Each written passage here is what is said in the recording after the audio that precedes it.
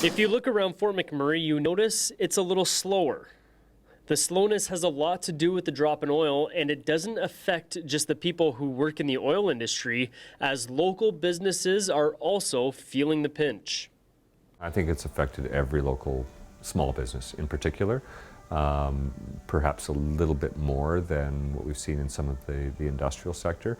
When the sites closed down or big business closed down, those guys were the first to go. They took off. There goes a good portion of my customers with them, and so we feel that. Our staff right now, our contingent from a year ago is probably down about 35%. Fortunately for us, we've been able to do that through attrition. When a good chunk of the population has left the region because of cutbacks, local business has been forced to adjust their model as well. And you can believe each and every business keeps an eye on the world markets. We've been through the boom-bust cycle before. Late 80s, early 90s was a long cycle as well. This one's a lot different. The feel is a lot different. And I think in particular because there's not a lot of confidence. I watch the world news every day. I know exact oil price, whatever has happened, movements in the Middle East or whatever, because we depend on that. Local business is not pleading or crying to the public for help. Oh no. They are merely reminding the community, help us serve you and we'll serve the community. I think business, small business especially, is certainly there for you.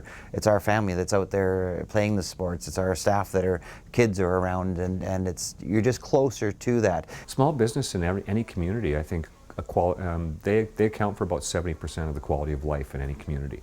And because we're all involved in the community, we donate to the community. We donate to nonprofits. We support the things that make it a healthy community, because at the end of the day, if we don't have a healthy community, we can't operate a healthy business. With local business struggling, we understand why if we look to the newly designed airport.